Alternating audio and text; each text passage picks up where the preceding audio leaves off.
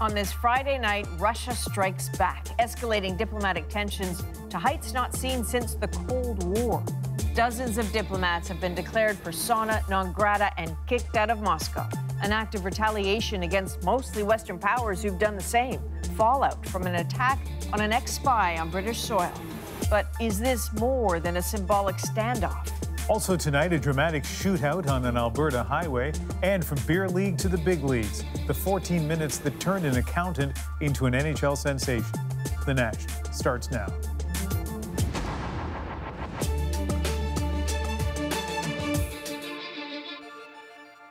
Russia thumbed its nose at the West today, tossing dozens of foreign diplomats.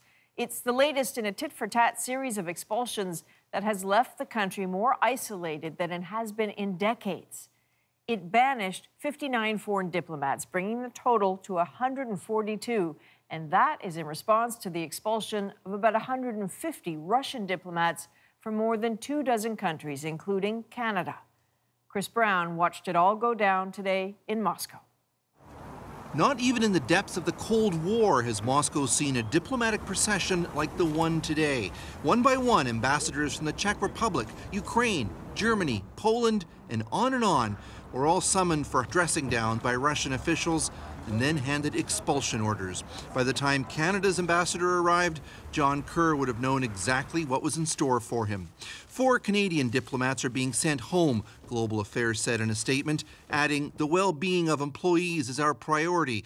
We'll be making every effort to support those affected and their families with their return to Canada." Last week, Canada joined with other NATO and EU countries, sending Russian diplomats packing in response to the poisoning of Sergei and Yulia Skripal in England.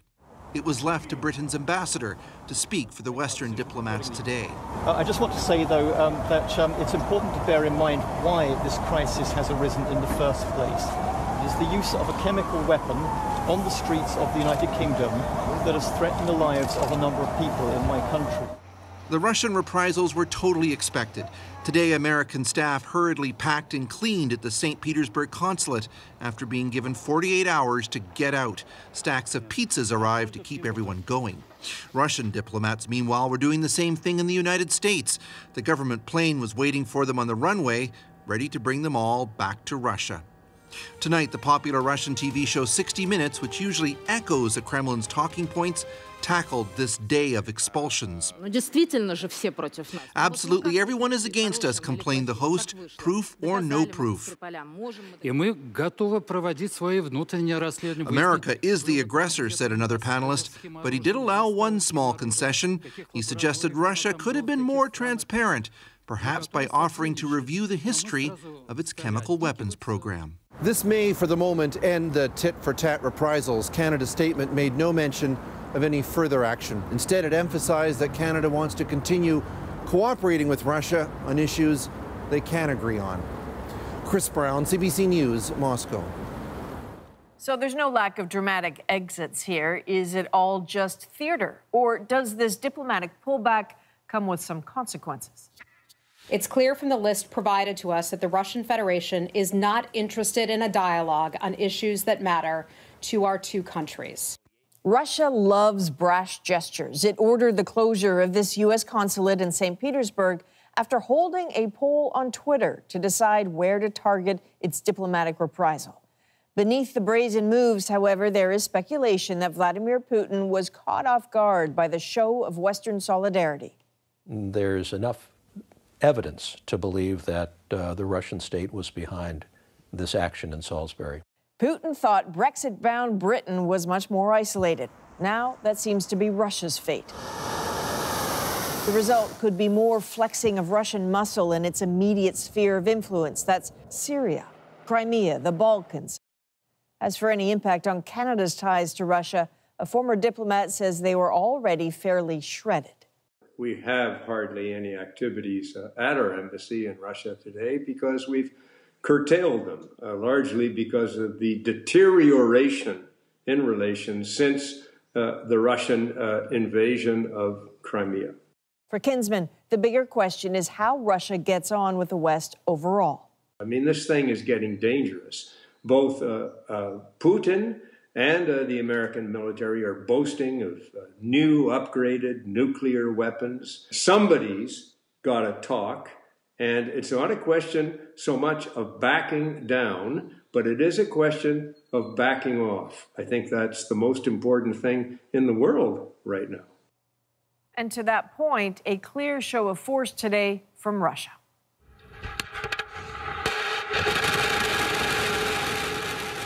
It conducted its second test of a nuclear-capable missile dubbed Satan II by NATO. It is an advanced intercontinental ballistic missile which is designed to replace the aging Soviet-era missiles, and it is capable of striking the United States.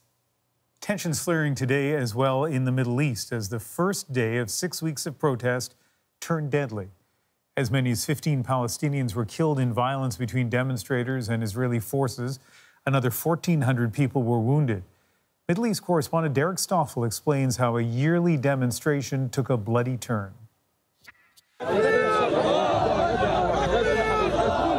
They came to demand to return to the homes their families lived in 70 years ago.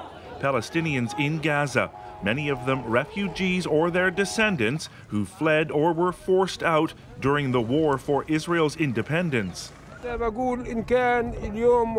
Whether it's today, tomorrow, or after tomorrow, we will go back to Palestine, he says. This demonstration is called the Great March for Return, a protest against Israel's more than decade-long blockade of the Gaza Strip, and a demand for the Palestinian right of return to the lands that became Israel 7 decades ago. The march began as Palestinians marked Land Day to commemorate the 6 Arab Israelis killed by Israel during protests against land expropriation in 1976. This leader of the militant group Hamas says the protests are a call to put an end to injustice and the Israeli occupation. Organizers called for peaceful marches, but the violence began almost immediately, with some Palestinians marching toward the security fence that separates Gaza from Israel, throwing rocks and Molotov cocktails at the Israeli forces on the other side.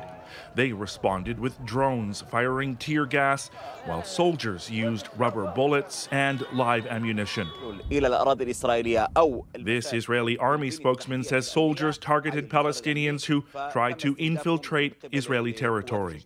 The funerals for some of those killed today in Gaza took place almost immediately. Now, some Israeli human rights groups are demanding an investigation, asking why Israel's army took aim at what they say were unarmed protesters. There were also demonstrations in the Israeli-occupied West Bank today as well. And organizers are now calling for wide-scale Palestinian protests for the next 6 weeks. Derek Stoffel, CBC News, Tel Aviv. Burning tires, tear gas, fatal clashes. Observers of the Middle East will find all of this very familiar, but there was a time when it was shocking. 42 years ago today marked the dawn of Palestinian protest as the world now knows it. Here's the brief. The original 1976 Land Day demonstrations were the first large-scale Arab protests in Israel's short history. For the first time, the Arabs of Israel and the Arabs of the occupied territories are engaging in protests and demonstrations at the same time. For Israeli authorities, that solidarity was unsettling. And year after year, the protest habitually provoked a heavy response. The anger then and now is over the land taken. How you can disturb me, destroy my home, and to destroy my people? You like to say for me, I like peace. Where is the peace in this holy land? In 2018, Palestinians seem as far as ever from getting land or giving peace. Their 6 weeks of protests to come will conclude on Israel's 70th anniversary of independence, what Palestinians call the catastrophe. Also on that day, the new U.S. embassy to Israel is scheduled to open in Jerusalem. Nobody could get past, number one, Jerusalem. They couldn't get past it. We've taken it off the table. Donald Trump's decision to move the embassy there is seen as favoring Israeli claims to the disputed capital, infuriating Palestinians. If a sense of futility breeds ferocity, scenes like today could be just the beginning.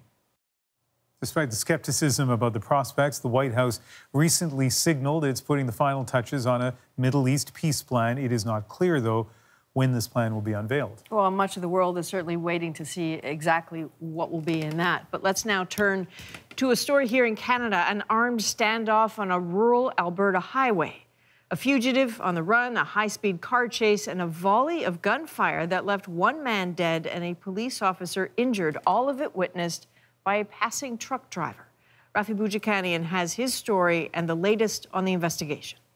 The shots were ringing out as I was driving by. Rory Collins says he's seen a lot as a truck driver, but nothing quite like this. A car chase that turned into a fatal shootout. It happened last night. An RCMP police officer spotted a man wanted on a Canada-wide murder warrant. He and other officers went after the suspect. Here, 100 kilometers west of Edmonton, that pursuit took a perilous turn. Police stopped the suspect's car. He had a rifle and he was making some hand gestures with the rifle. I saw the long barrel.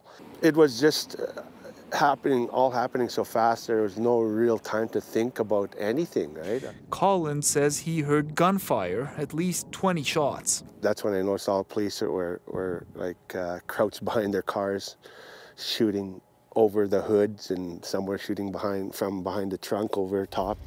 The suspect was hit and died, and Sergeant Brian Topham was also shot. He was airlifted to hospital, where he remains in stable condition. Alberta's Serious Incident Response Team is now investigating.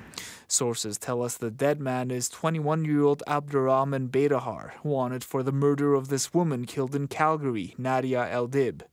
We believe the victim and the suspect were known to each other. We believe this was planned and deliberate. It's been a lot for Eldib's family to absorb. We're no longer wondering what's going on. I find that now she can finally be in peace, and her name and her memory is more at peace without him being here anymore. A funeral for Eldib will be held on Sunday, and the family says it's planning a candlelight vigil as well. Rafi Boudjikanian, CBC News, near Entwistle, Alberta.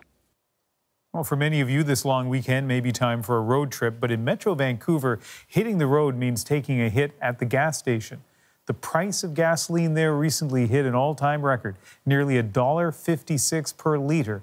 It has since dropped by a few pennies, but really, compared to other major Canadian cities, it is still very expensive.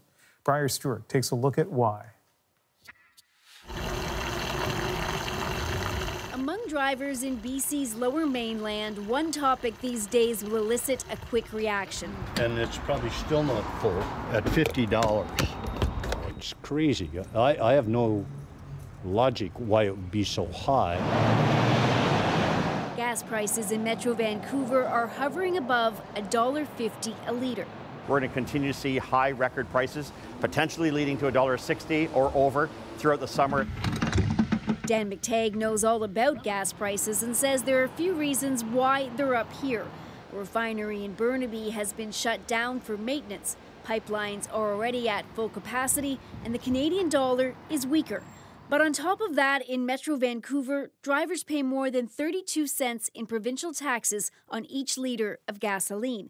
Just over half of that is a transit levy, and the total tax bill is about to go up. Because starting April 1st, BC's carbon tax is going to increase, adding more than $0.01 per litre.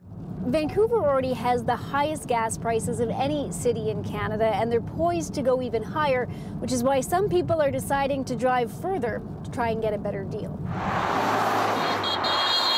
Some are going south to the U.S., while others are driving east, just far enough to escape that Metro Vancouver transit levy. Any excuse I have to come out here, I do. I always fill up here, so I don't know what it costs in town now. I understand it's a lot more. Pain at the pump has put some pressure on the province's premier. It's a supply question that we have reduced refining capacity. I would certainly love to see the federal government take some leadership in this regard. You can't make this stuff up. It's like Comedy Hour coming out of Victoria. There's not a lot of sympathy from politicians in Alberta who have been battling with BC over the new Kinder Morgan pipeline. Analysts appear divided over how big of an impact the new line would have on gas prices here. But McTagg says in his mind, one thing is certain. I think for those here in the Lower Mainland, expect higher prices. You're particularly with the summer driving season just around the corner. Briar Stewart, CBC News, Vancouver. So let's take a look at the picture in other cities compared to Vancouver's average price of nearly $1.52 a litre. In Calgary, the average is about $1.20, according to GasBuddy.com. In Winnipeg, about $1.11. Here in Toronto, drivers pay an average of about $1.28. In Montreal, $1.32, and out in Halifax, just under $1.23. Still to come tonight on The National. Does your morning cup of coffee need a cancer warning? A judge in California certainly thinks so. We will get to the bottom of that next. And the accountant who stole the show at an NHL game last night. The unlikely story of how he found himself in net for the Blackhawks. And a little later, she was just a child when war came to her homeland. But now, safe in Canada, she realizes all those peacekeepers who protected her need help of their own. You know, you come to help us, and then you save our lives, and then you walk away and you're suffering. That's not right. It's really the first time, and I know that sounds stupid, but it's the first time we've realized confirmation that we help someone.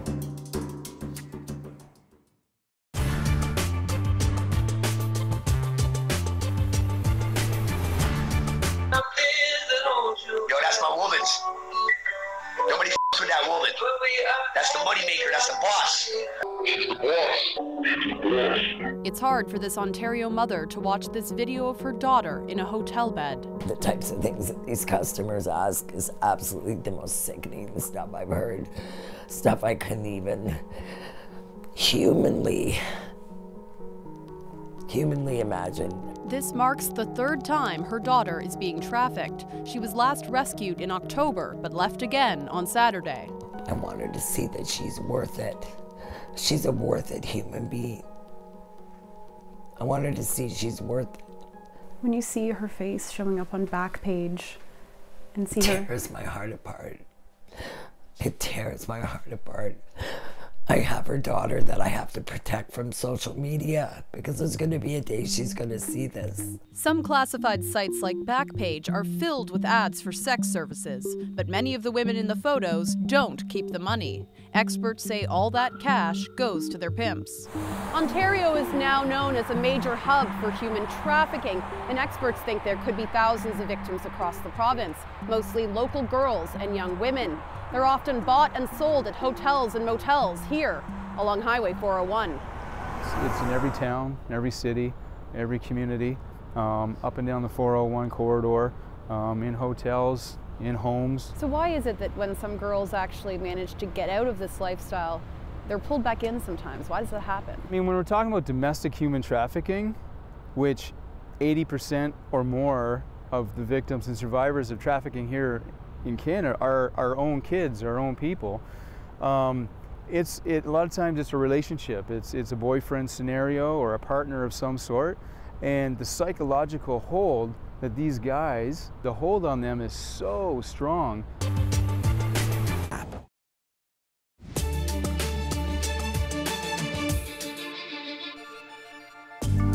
A Florida jury has cleared the widow of the Pulse nightclub shooter on all charges. People to know that she is not guilty. She is innocent. For those people who still think that there's a question, there is no question.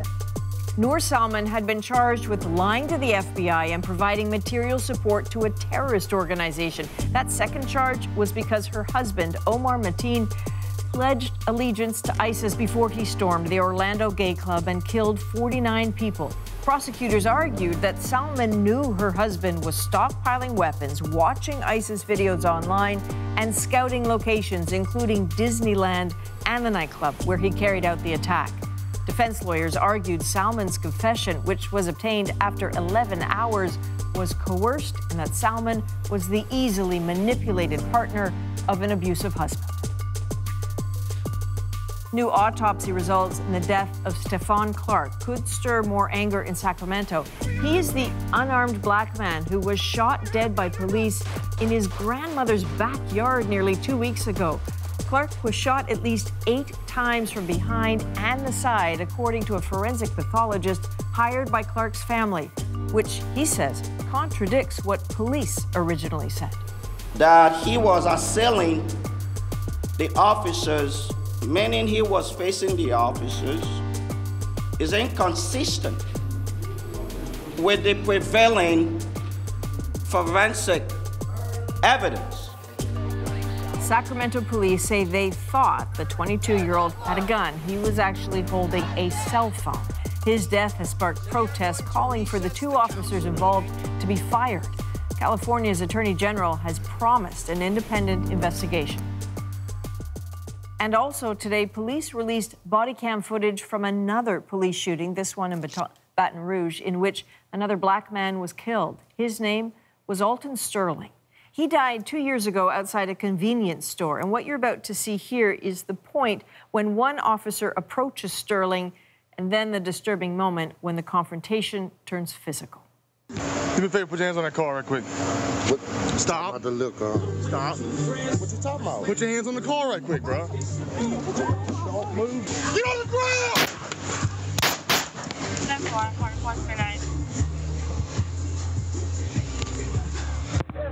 16-19, shots fired, shots fired. A gun was recovered from Sterling's pocket. Today, the officer who fired the fatal shots was let go. Earlier this week, Louisiana officials announced they would not lay charges against him.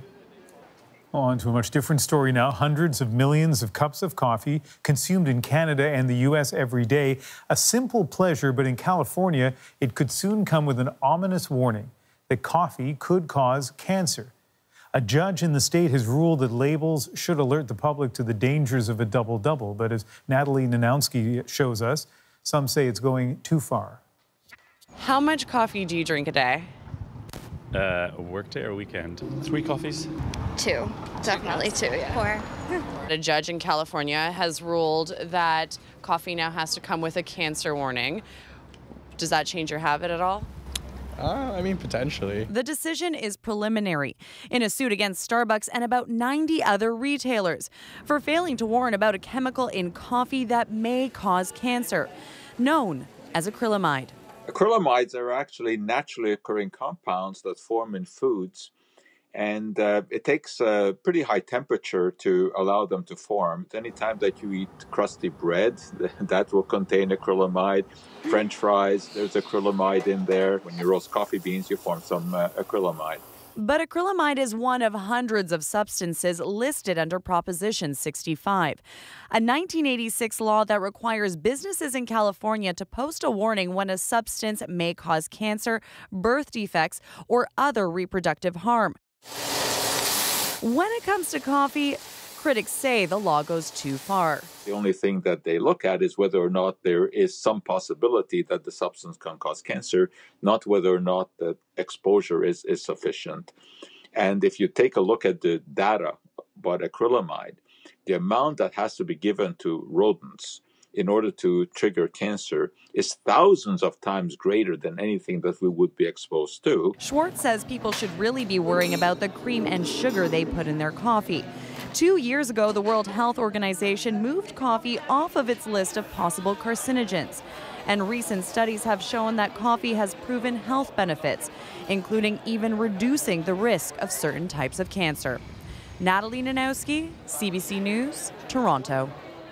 So supporters of Proposition 65 in California say it's forced companies to inform the public about risks and make their products safer. But some say there are so many warnings for so many things, they can be easy to tune out. They're found on everything from power adapters to Christmas lights to toys, and in places too, including many apartment buildings. And yes, you're about to see even in Disneyland, where there are warnings about chemicals that can cause cancer and birth defects. Fun for the whole family.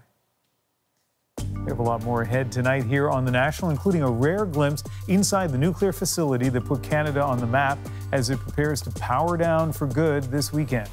But up next, a story about a simple gesture that meant the world to a group of Canadian veterans. Seeing those blue helmets gave me hope, courage, and strength. You were our heroes. She doesn't realize that just by writing this letter, she's made that step. There are people that are going to benefit from this. She's already saving lives.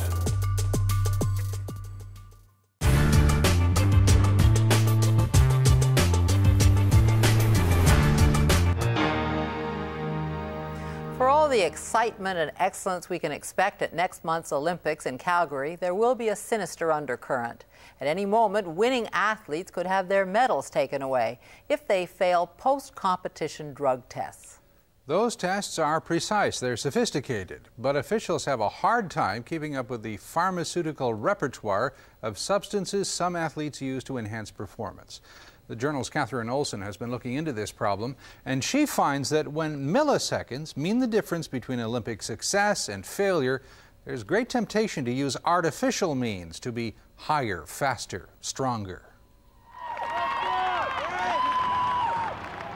The World Cup Speed Skating Championships in Calgary last month, one of the last big warm-up events before the Winter Olympics. For the athletes, it's a chance to check out Calgary's new speed skating oval. 6 world records are broken. You've done this before? Yeah, just once. It's also a chance for the Olympic drug testing officials to make sure they've got all the bugs worked out of their system, and that none of the world records is the result of drugs. Okay, now we go to the doping station. A Korean skater wins a bronze medal, but he also wins a trip to the Olympic doping center. So do 36 other skaters. It may not be the glamorous finish you'd imagine. Okay, just have a seat over here, please. But this is the way many races actually end. Okay, well, the routine in here is basically, when you're ready, you'll be able to produce a sample for us, okay? During the Olympics, any athlete that places in the top 4 will also have to make a trip to the doping center. Their urine samples will be analyzed to see if they contain any one of several hundred substances that are banned. It's all part of a high-tech and very expensive system to keep the Olympic image clean and the Games drug-free. But despite the all-out effort, it's a battle that may already be lost.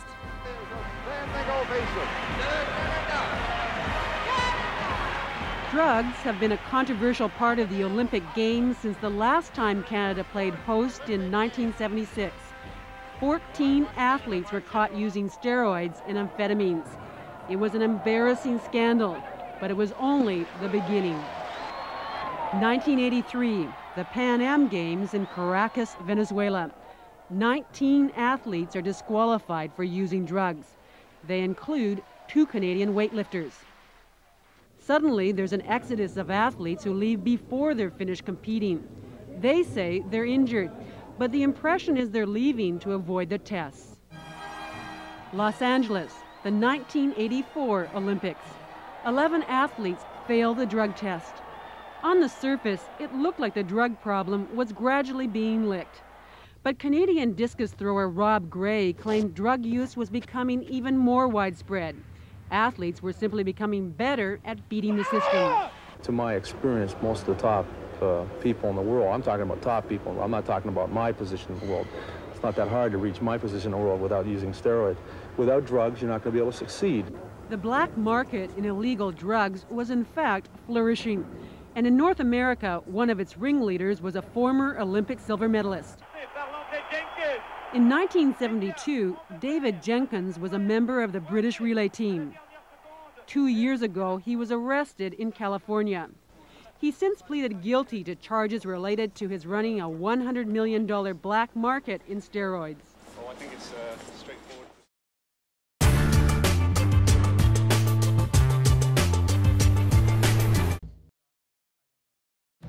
Blue helmets in Bosnia 25 years ago. Among them, Canadians who went to keep the peace and found themselves witnesses to a brutal war.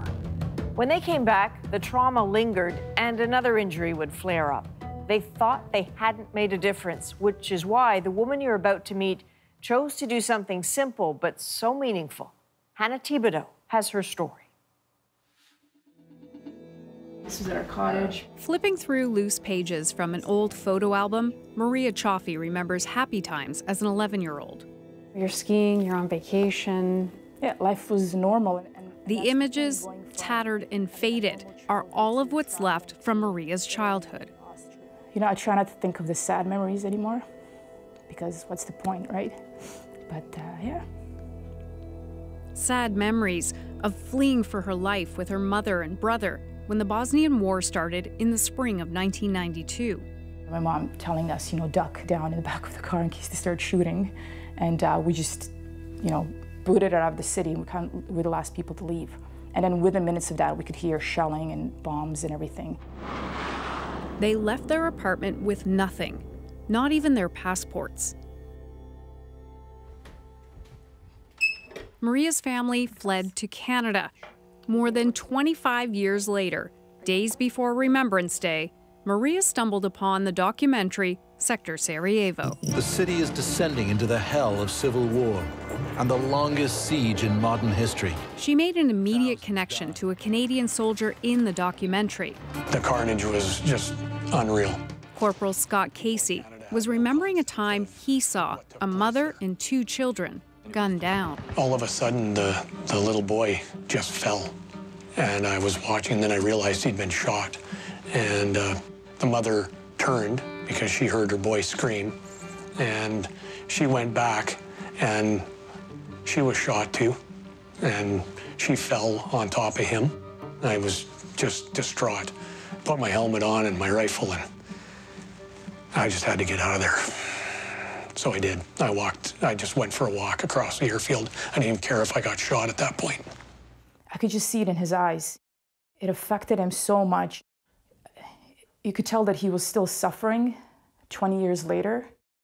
Casey is one of thousands of Canadians who served as United Nations peacekeepers in the former Yugoslavia. But there was no peace to keep in this full-fledged war zone. Okay, everybody in. The Canadian soldiers were under strict UN rules, no shooting back unless fired upon, at times forcing them to sit on their hands and watch atrocities unfold. And this still haunts them. I just felt I had to reach out to him and make him feel better and let him know that, you know what, you did a good thing. And Maria immediately started writing a letter. Corporal Scott Casey, I want to thank you and tell you that it is because of brave men like you that me and my family are alive today. As soon as I read that, I was like, wow. At a time when life was hopeless, seeing those blue helmets gave me hope, courage, and strength. You were our heroes. She doesn't realize that just by writing this letter, she's made that step. There are people that are going to benefit from this. She's already saving lives. So many from that tour continue to suffer from PTSD. Casey says out of his regiment of 250, 14 committed suicide.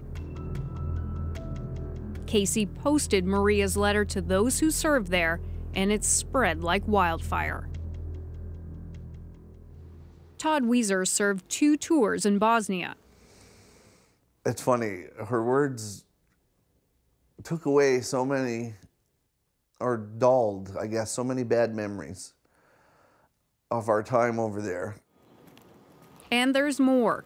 After reading her words, they wanted to say thank you in person. Hi. Very nice to meet you. Hi, nice to meet you too. That tears in my eyes, I don't know why. Wow. Please have a seat. You know, you come to help us and then you save our lives and then you walk away and you're suffering. That's not right.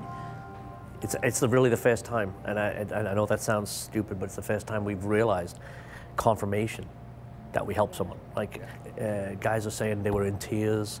They haven't felt this good in 25 years. It's so unbelievable to me. You didn't know is back then that we couldn't do it. No. We weren't allowed. Yeah. Hi. As the day went on, more and more vets arrived. As soon as I saw your letter on Parquet's site, I had to come down. All to say thank you to a stranger. Thank you so much. Well, thank you. I wish I'd met Maria, 20 years ago. Maybe I wouldn't be such a mess. But, it's good. It's good.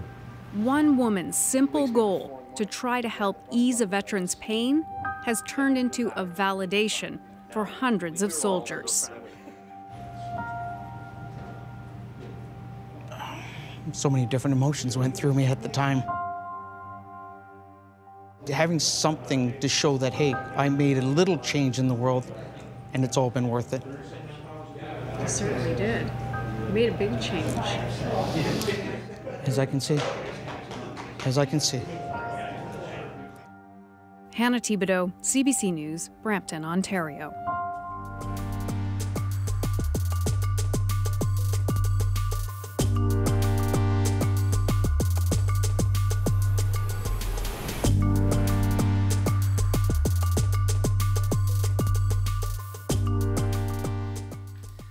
Tomorrow, the workhorse of Canada's nuclear research shuts down for good. Officially, it's called the Nuclear Research Universal Reactor in Chalk River, the NRU for short. CBC got a rare look inside the 60-year-old facility. It's had a run of scientific innovation, but as it's aged, the reactor has experienced breakdowns, safety concerns, and controversy. Susan Lunn has a look at its past and what researchers hope is its future. It's a place few Canadians even know about. Fewer still have ever visited. Buried deep in the Canadian Shield, Chalk River has been instrumental in putting this country at the leading edge of nuclear research for 60 years. I sort of think I grew up here. I hope I grew up. Fred Blackstein started here in the 1960s. Well, in the 3 decades that I was here, this was the place to be if you were a scientist anywhere in the free world. Chalk River is home to the NRU, or National Research Universal Reactor. Since it first came online in 1957, it's been part of Nobel Prize-winning research. It sounds simple, but the men doing this work are experts.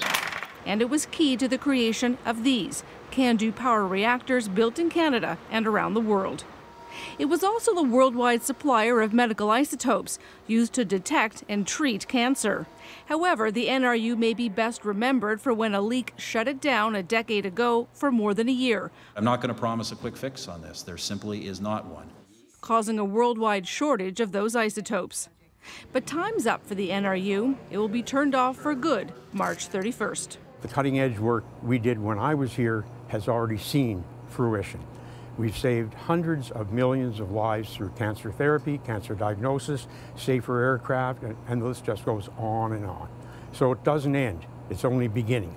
That beginning is already underway, just steps from the NRU, where Bromwell Highland is leading the research into small modular reactors. Small but powerful reactors that can generate enough electricity for a mine or remote northern communities that now rely on diesel. Canada has an enormous opportunity here to establish itself, to re-establish itself as a world leader in nuclear technologies. The new buildings. That future, according to Chalk River's new CEO, appeared in doubt when he took over 2.5 years ago. There was a bit of a mood like that a couple of years ago that with the NRU closing there wouldn't be anything else. But that is far from the truth. There's no doubt the future has its challenges. The past 60 years has left behind low-level nuclear waste that must be dealt with as scientists embark on the next chapter of Chalk River. Susan Lunn, CBC News, Chalk River, Ontario. When we come back, Coach Mike Babcock is leading the Leafs into the playoffs this year. And off the ice, he's championing another cause.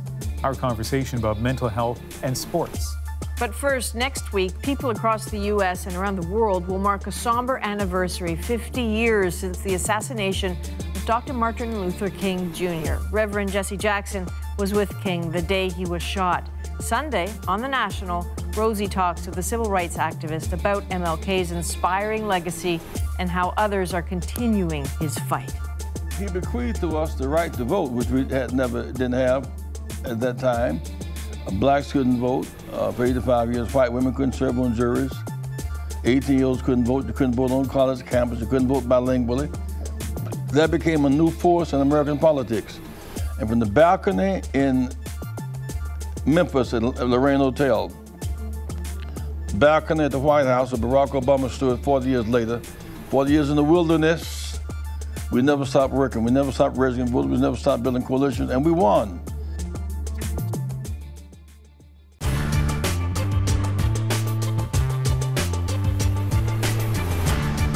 The fake media tried to stop us from going to the White House, but I'm president and they're not. Never has the relationship between the news media and a sitting U.S. president been more bitter. We're just 2 weeks away now from Donald Trump's first anniversary in office, and news networks from CNN to MSNBC, CBS News have made a point of calling out what they see as mistruths, even lies. Not true at all, demonstrably false. Presidential statements divorced from reality. It's a total eclipse of the facts. With his relentless attacks on the so-called mainstream media, Trump has proven a difficult president to cover. Your organization You are attacking our news organization. Can you give us a chance to ask a question, sir? Where Trump seems to have thrown away a commitment to presidential language, so too have some members of the media walked away from the pledge to objectivity. You are the commander-in-chief, the president of the United States of America, the greatest country on earth. Act like it. Are journalists crossing a line by mixing opinion with reporting, or are they right to call it as they see it? Mark Bulgutch is a former executive producer at CBC News, now an author and journalism instructor at Ryerson University.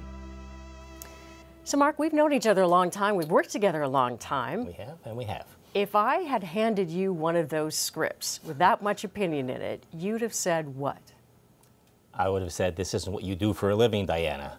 You're a reporter. You're not an editorialist. You don't have an opinion when you work at CBC News. So we would have thrown it back at you and said, try again. So what's wrong with it? Because, you know, a reporter's job is to observe and report back. Why not report the full observation?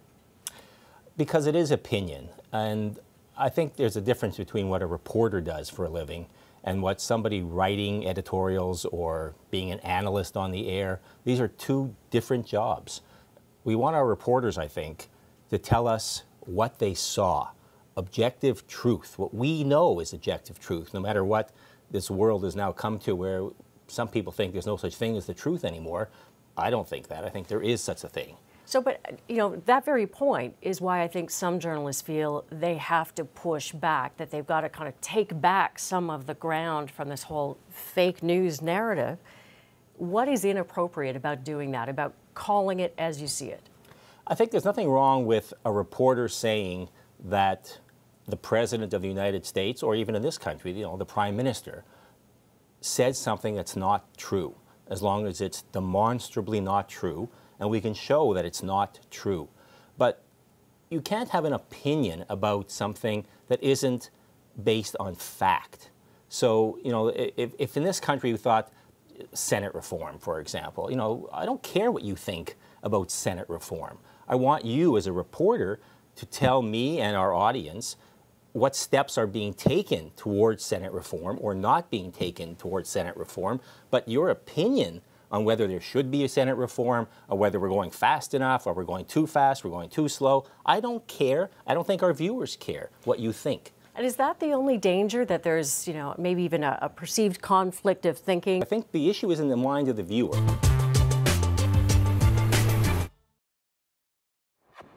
Centering pass fires! It's over. Here's Nylander coming in. Matthews scores! Shifley slows, scores! Strikes the exit, scores! And it's a new career high! Crank up the playoff buzz. The Winnipeg Jets and Toronto Maple Leafs, the only two Canadian teams to make the playoffs, and soon the real pressure starts. In the tough culture of competition, it's hard for an athlete to admit a physical weakness. Imagine what it's like if they're struggling with mental health. One of Canada's most successful coaches says it's time to talk about that. And earlier this season, Mike Babcock spoke to me about his very personal reasons for stepping forward. We'll replay that conversation in a moment. But first, how a subject, long taboo in sports, has been coming out of the shadows. Here's a 3-2 with 2 outs. Got him! This past June, Toronto Blue Jays relief pitcher Roberto Osuna disclosed he was struggling with anxiety. It became headline news. How have you been feeling over the last 24 hours away from the field? Last winter, former NHL goalie Corey Hirsch wrote an article detailing the darkness that made him think about driving off a cliff. Both received the help they needed, but their stories highlighted the mostly unspoken topic of mental health in sports. Mike Babcock is trying to bring that conversation out of the shadows. The coach who guided Canada to 2 Olympic gold medals and is behind the bench for the Toronto Maple Leafs is now an advocate. You know how seriously I take coaching. but you may not know I'm just as serious about supporting mental health. He's part of an initiative called Ahead of the Game. He's partnered with the Movember Foundation and a startup called Babcock. I met up with Mike Babcock at the Maple Leafs practice facility. Well, thank you very much for doing this. Yeah, I'm great to be here. I never thought if I would interview Mike Babcock, we'd be talking about a topic other than hockey. How did this become an issue for you, a cause? A few years back in my home in Emma Lake in Saskatchewan, we lost 2 friends in one summer. An 18-year-old or a 20-year-old kid at the time stepped out of a vehicle going 110 kilometers an hour. Another man lost his life. His son stabbed him while he was just on his computer. I didn't even know, to be honest with you, mental health existed. Didn't know much about it. Unfortunately, my family hasn't experienced much of it. But at the time, when I went to Jordan Church's funeral, his dad approached me and said, Mike, you got to help out, you got to get involved. And so that's how it started. Now that you've become a little bit more aware of it, do you think back at all and think, okay, you know, maybe I would have seen stuff if I had looked for it? Well, that's why I hadn't seen it, because I didn't know what to look for. I didn't know anything about it. But what we've done since is, I was telling you before we got on the air here, my kids are 24, 22, and 20. At that time, quite a bit younger. And the first thing you start thinking about is, what's going on in my own family? Are we being prudent parents? Are we talking enough to our kids about this? Have we educated our kids enough to know that if something's going wrong, we better be sharing it? And what you find out as you educate yourself is 1 in 5 Canadians are affected by it. That means 4 guys on my team are affected by mental health issues. So when you think about that, it's important to have an understanding and be able to communicate and understand what's going on with people, or at least try to reach out. But you're right, if I would have known, I would have seen it earlier for sure. But let's talk about it in the NHL setting, because I find that fascinating. I mean, you live in a world where people are probably afraid to tell you, say, hey, coach, you know, my knee hurts. Like they want to hide that from you, right? They just want to go in there and play. What are the chances in the NHL that a player would tell his coach or even his trainer that, like, I've got some mental issues that I'm wrestling with? Well, you know, I think you're 100% right. Our game's about suck it up. It's about digging it in. It's about being mentally tough. And saying all that, mental toughness and mental illness have nothing to do with each other. Clara Hughes is probably the best example of that. Mental illness, and suffered from it for a long time. Olympic champion over and over again. Unbelievable mental toughness. But I think what you got to do is you got to be aware of what can affect people. Has it changed your approach at all in talking to your players? I've only, in my 15-year NHL career, talked to 3 players individually that have come to me to talk about mental health. Now, I've had a lot of conversations, you could say were mental health conversations, but only 3 guys that I've ever really, and we've had ongoing dialogue. But it's amazing, once we had the dialogue once, how you could just touch base with the guy. Hey, how you doing? And he knew exactly what you were talking about, made it easier. And the great thing about talking about it, it's not a sign of weakness. It's a sign of illness, that's it. We're old enough, though, I'll bet you 20 years ago, a player, it would be seen as like, that guy, he just can't cut it. You know, he is weak. Has it changed? Well, you still got to be able to do your job. No different than in anything in life, is you got to find a way to bring it every single day and do your job. Now, is there a way to help people? Absolutely. Can dialogue help? Can medication help? Yes. Can support services help? There's so many things going on. And I think just by being involved in this, if one of your players knows, I think they think you might have a better understanding. To me, what you're trying to do is maximize the potential of every player of whatever you do. And so by doing that, they need to have a certain comfort level. And to me, that's ability to talk. I do have to ask you this. I mean, in the NFL, they're confronting the whole issue of the link between concussions and you know, brain injuries and mental illness. What about in the NHL?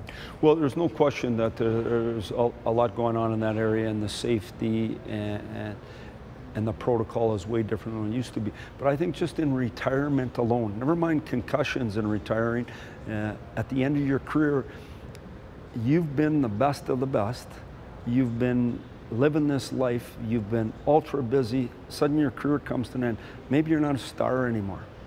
Maybe you're not as busy anymore. You're trying to find yourself. A lot of guys just tell me at the end of the career, the emotional ups and downs are night and day different as well. So what part's concussion, what part's the career? And I don't know the answers to all this, but what I do know is if you're aware, And as soon as you reach out to someone and show some compassion, it's amazing what they're willing to share. Game 7 of a playoff the night before, a player comes to you, Coach Babcock, and says, I'm sorry, you know, physically I'm fine, mentally I can't do this. Are you ready to deal with that? No, and, you know, I don't believe it would ever happen, and because I don't think they'd come to you at that time. In saying all that, their health is the most important thing. And your career lasts 15 years if you're really lucky, 10 years, whatever it may be. Your life lasts a long time. Being looked after and being healthy mentally and feeling good about yourself and being healthy enough to look after your family is what it's all about in the end. And sometimes we have momentary setbacks to get to where we need to go. Now, these are tough questions you're asking me, great questions. I don't know the answer for sure. What I do know is that the people I've been surrounded with my whole life are there to help you. And I think most people are that way. Well, it's a real pleasure talking to you. You as well. Thank you very much. So many honest answers in there and so many layers to this man. Wouldn't you love to play for that guy? Yeah. You know, and what I was so impressed by is this is not just a cause he's embraced. He's obviously thought about it. He has thoughtful things to say. Continues to raise money. Those socks we were talking about, they raised 50 grand just in the Toronto area. They hope to continue that as a fundraiser and, more importantly, I guess, Adrian, continue the conversation. Yeah, we all have to. Listen, up next, we are going to take it back to the ice with the story of a Canadian-born man, an accountant by day, and an emergency backup goalie for the Blackhawks at night. Well, last night he was called into action and did not disappoint. But first, a reminder to catch up with The National earlier in the day. Subscribe to our daily newsletter, cbcnews.ca/The National. It takes you inside our journalism every afternoon.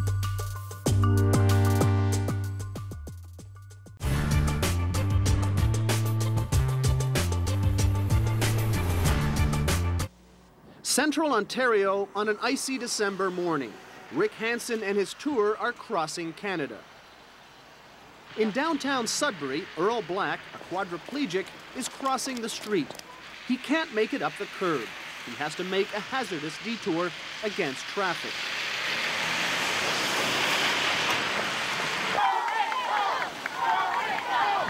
On the outskirts of the city, Hansen is cheered by hundreds of well-wishers who admire his courage and stamina.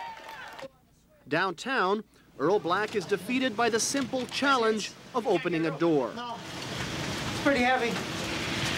Amid all the excitement of the Rick Hansen tour, some disabled people say the day-to-day struggle of people like Earl Black remains ignored. The city core is still a hostile place for the handicapped.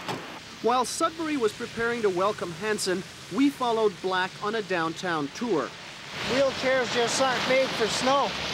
He tries an indoor shopping mall. The stores are more accessible, but again, there are obstacles. There are only 4 steps blocking off the movie theaters, but they are insurmountable. There are no ramps. In a public elevator, he can't reach the buttons. No, that's too long of a reach right there. No, I'd have to have a stick or something. The worst moment comes in a public washroom. Earl can't fit his chair into the stalls or reach the sink. Then he finds he's stuck. It's not wide enough. You're trapped. In between, yes. You can't get out. No. You're gonna have to open the door. It's the kind of personal embarrassment that doesn't plague the Hansen tour. They are clearly the minority, but the people who question the Hansen tour say that he's too much the super athlete, that he's too unique to really represent the disabled. And they say he sends the wrong message out to the world, the message that life in a wheelchair is livable and that anything is possible. That's not reality. There is nothing good about being in a wheelchair. There is not one good thing. The skeptics, some say more than 10% of Canada's 20,000 spinal cord disabled, say that because Hansen distorts the reality of life in a wheelchair, the benefits of his crusade are dubious. When that Man in Motion tour is gone through that town, it's business as usual.